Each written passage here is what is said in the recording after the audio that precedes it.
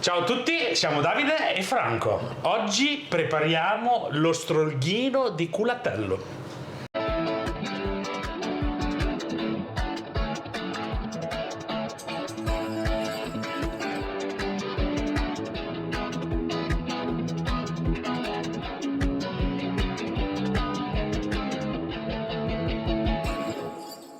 Attenzione, questo canale non è adatto a chi ha problemi di colesterolo, glicemia o di pressione alta. Buona visione! Allora, lo strolghino, ma che cos'è sto strolghino? Che tutti ne parlano, dicono, però nessuno sa cosa c'è dentro, questo misterioso salamino. Allora, non è altro che... Allora, diciamo che era nato da tempi indietro, che sì, non è specificabile quando, dalle rifilature del culatello. Praticamente in campagna, quando si ammazzava il maiale, capito, si faceva il culatello e con le rifilature veniva fatto questo salamino qui, che era, diciamo, una cosa per mangiarlo subito. Infatti in 15-20 giorni lui viene pronto. Sì. È stato un po' rovinato dall'avvento dell'industria. Sì, che ormai lo fa in tutte le salse. E praticamente loro prima lo chiamavano strolghino di culatello, appropriandosi del nome culatello indebitamente, quindi ci sono state cause così, quindi non si può più chiamare strolghino di culatello, ma dal 2017 è solo strolghino.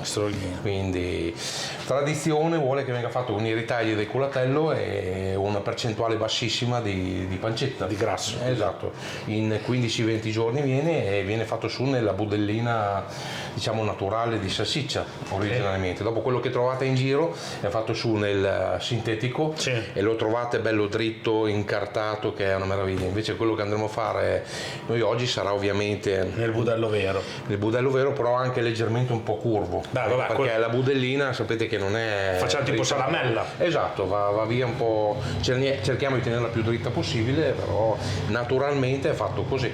Quindi dai ritagli del culatello. Il culatello è, per chi non lo sapesse, chi guarda il video per la prima volta, per i non esperti, viene preso dal prosciutto, dalla coscia posteriore, quindi è un pezzo ben definito. Se voi guardate, ho fatto proprio anche un video su come si fa il culatello, da che parte viene preso la carne, ed è un pezzo molto pregiato. Sì, è il re dei salumi.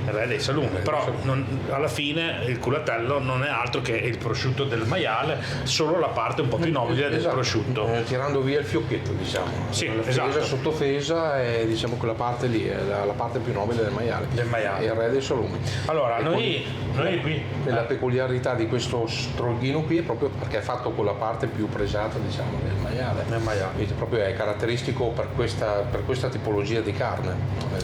Allora, noi qui ne andremo a fare 3 o 4, giusto per fare una prova e per farvi vedere come vengono, anche perché farà molto presto, quindi prossimamente faremo vedere anche il video assaggio dello strolghino. 15-20 giorni. Andiamo coi pesi, bando alle ciance. Sì, allora noi, lo strolghino, a differenza del salame, si fa con un 10% di grasso. Esatto, molto magro. Molto magro, quindi abbiamo il 90% di rifilatura di culatello, che questa non è rifilatura, no. Questo qua è proprio la carne del culatello, ok, quindi andiamo ancora meglio.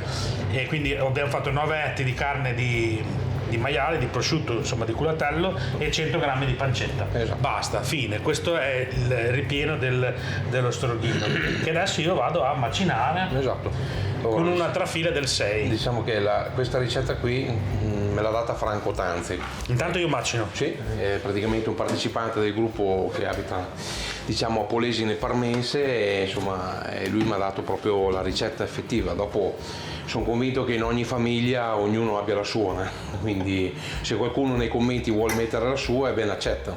Come hai detto che si chiama Tanzi? Franco Tanzi. Beh sì, è un nome tipico del Parmense, sì.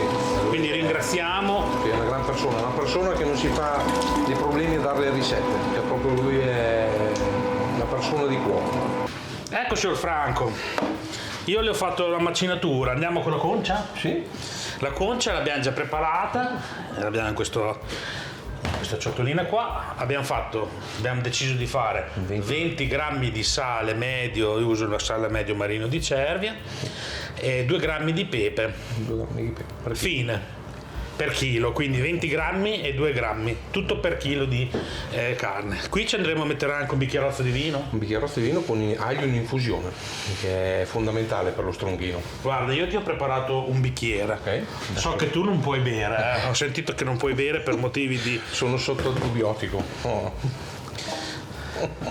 Oh. Niente, dai. Prendo il vino allora da versare dentro. Sì, io intanto salo Qua. e ti lascio mescolare. Ah, ma ti sei già sporcato le mani. Va bene, dai, allora oggi faccio io. Visto che ti sei già sporcato le mani. Allora abbiamo detto vino, lambrusco in infusione, Sì. ma non un bicchiere, No. un terzo. Esatto. Un terzo di un bicchiere. Dopo anche se ce n'è un goccino in più è lo stesso, quello che è di più lo manda fuori. Allora, questa qua è la fase del mescolatura. Mescolatura. Abbiamo bisogno di andare a impastare bene e tirar fuori il filo. Esatto, quando la carne fa il filo, lo vedete. Adesso io la mescolo sul tavolo e praticamente mi macchia il tavolo di bianco, lo vedete il bianchino. In più fa anche gli sfilacci. Quindi vuol dire che il salame, anzi l'impasto è pronto per legare. È pochissima questa quantità, quindi Si fa la svelta. esatto, lo faccio volentieri. Quando ce ne sono 30-40 kg sul tavolo che ti fai le braccia, vedi che braccia c'ha Franco? Beh. L'impastatrice lì delle volte la sogno di notte che... Ma sai, non tutti la amano, No, neanch'io, anche perché ultimamente sto facendo solo dei pezzi grossi, coppa, pancetta, culatello, fiocchetti così, e faccio i salami solo con dei ritagli, non vengono dei gran super salami perché ovviamente servirebbero tutte le parti nobili, no, dentro il salame. Però quando ne faccio 20, 25, massimo 30 kg, insomma si mescolano anche abbastanza velocemente. Mamma che bella pagnottina. Sì. Bene, adesso andiamo a insaccare. Facciamo vedere la budellina, vero? Sì, questa qua La budellina della salsiccia. l'ho già preventivamente legata per guadagnare un po' di tempo. Ah, l'hai già tagliata a misura anche? Sì, l'ho già tagliata a misura perché facciamo una misura, non deve essere lungo, quindi quando è lungo 35 cm già Sì. è più sufficiente. Come Rocco. Eh, No, cioè... sì, beh,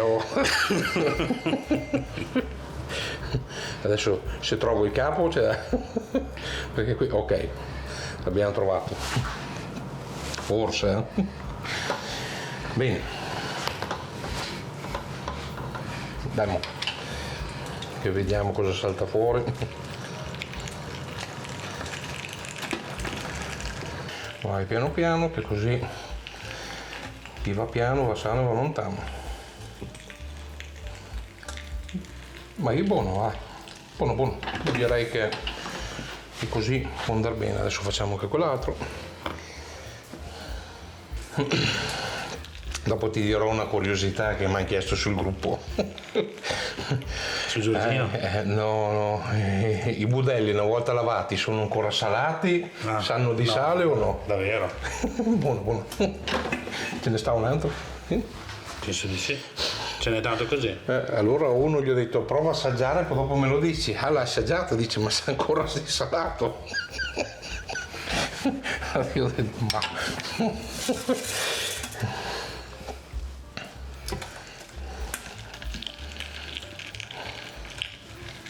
Niente, adesso si lega l'altro capo, vedete, semplicissimo, Sì. una legatura normalissima e poi dopo appendete. Se volete appenderla, noi diciamo a sgavetta, appenderla così, Ma lo strolghino anche vuole dritto. Lo strolghino vuole dritto.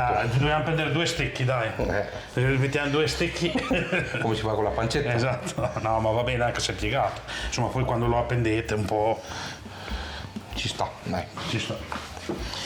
Allora, un coltello. Lo tagliamo.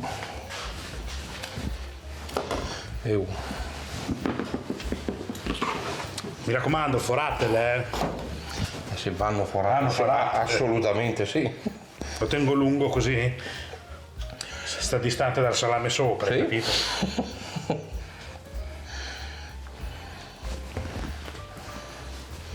Legatura classica, Sì, ma deve solo tenersi per 15 giorni, 15-20 giorni, non è che ci sia da fare chissà che cosa. Anzi.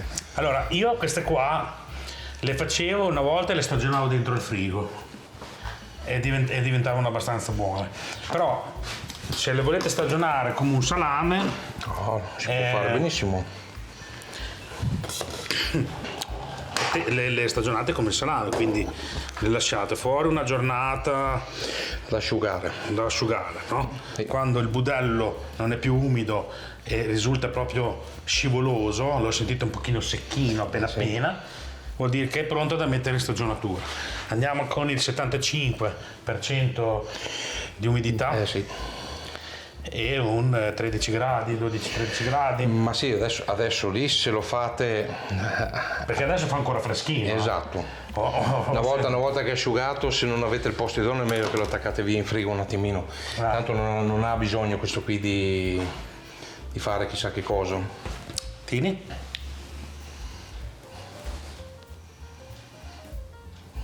Bellissimi. Sì. Bene signori, questo è lo strolghino di carne di culatello. Esatto. Ok? Carne di culatello. Detto come va detto, così, quindi una ventina di giorni e poi lo sentite voi a mano, a piacere, perché c'è anche chi piace più morbido, c'è chi gli piace duro. Sì, allora diciamo che la vera sarebbe che andrebbe mangiato come inizia il processo di salumificazione, cioè che non è più il gusto di salsiccia, ma si sente già il processo di Inizia sodo, Esatto, inizia a essere sodo, inizia ad avere diciamo il processino di salumificazione. Va bene, allora direi che di questa cosa qua abbiamo già detto più o meno tutto, molto semplice. C'è la possibilità che sviluppi la muffa anche in 20 giorni, sì. ok? Fa un bel pelo, voi gliela strofinate via delicatamente, perché poi questo budello non è tanto, No, non è molto spesso. non è molto spesso, quindi delicatamente. Fate attenzione. Comunque dai, adesso ringraziamo Franco Tanzi per la ricetta che ci ha dato un po' una delucidazione, un orcino di una volta, perché ce ne sono molto pochi. Allora vi lascio gli ingredienti sotto nel video, come al solito, i ringraziamenti, vi lascio il link alle pagine Facebook di Franco, Salumi Italiani, i segreti del norcino e I salumi fatti in casa, chi lavora il maiale. chi lavora il maiale. Bene, ve li lascio sotto come link, andate a darci un'occhiata perché ci sono tantissime altre ricette e c'è la possibilità di confrontarsi con persone esperte. Esatto. Quindi non vi potete sbagliare, ok? Assolutamente.